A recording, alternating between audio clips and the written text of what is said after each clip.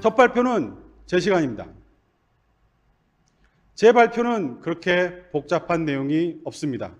메시지는 단순합니다. 그저 편안한 마음으로 경청해 주시면 감사하겠습니다.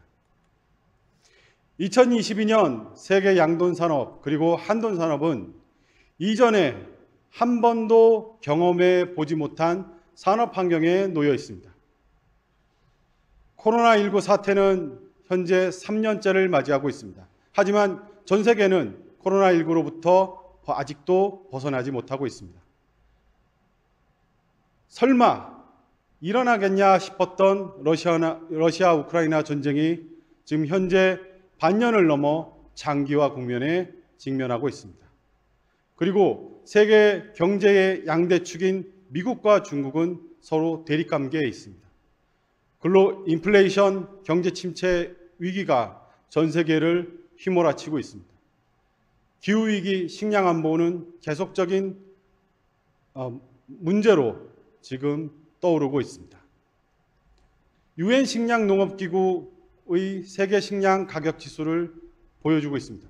위에서 두 번째 그래프가 선이 곡물을 나타내고 있습니다. 곡물은 최근 두 달 연속 하락세를 보이고 있습니다. 이러한 것을 근거로 조만간에 사료 가격이 조정될 것이라는 기대가 있습니다. 하지만 여전히 곡물 가격은 예년에 비해서 높은 상태를 유지하고 있습니다. 아울러 사료 가격뿐만 아니라 생산비에 영향을 주는 환율과 유가도 마찬가지 상황입니다. 원달러 환율은 13년 만에 역대 최고를 기록하고 있습니다. 오늘 뉴스에서는 한때 1357원을 기록했다는 소식이 전해지고 있습니다. 유가는 사료와 곡물 가격과 마찬가지로 최근 하향세이지만 여전히 높은 수준을 유지하고 있습니다. 2022년은 특이하게도 돼지고기뿐만 아니라 소고기에 부과되던 관세가 없어진 한 해로 기록될 예정입니다. 관세가 없다는 얘기입니다. 수입 돼지고기는 2022년 8월 기준으로 누적 32만 톤을 나타내고 있습니다.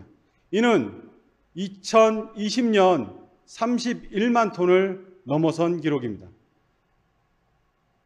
올해 수입 돼지고기 수입량은 2019년 42만 톤을 육박할 것이라는 예상도 나오고 있습니다.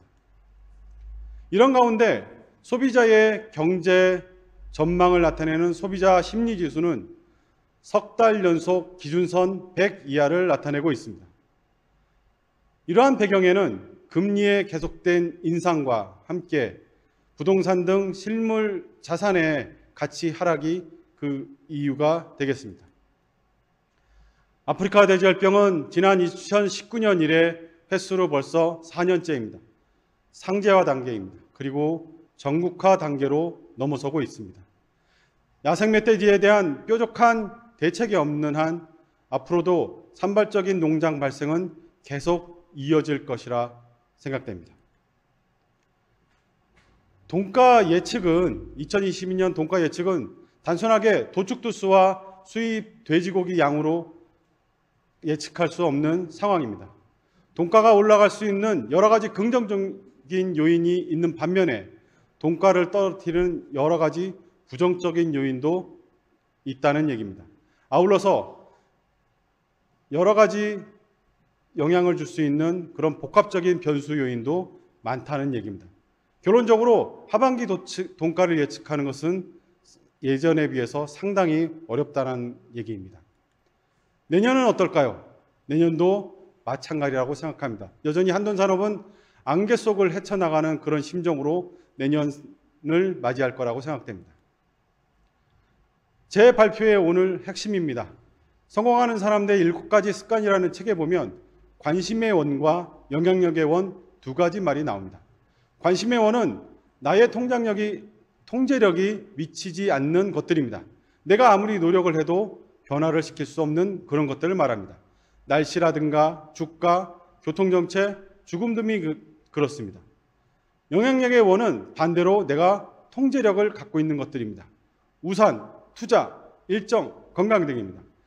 내가 비가 올지 안 올지 맞출 수는 없어도 내가 우산을 갖고 나갈지 말지를 결정할 수 있다는 얘기입니다.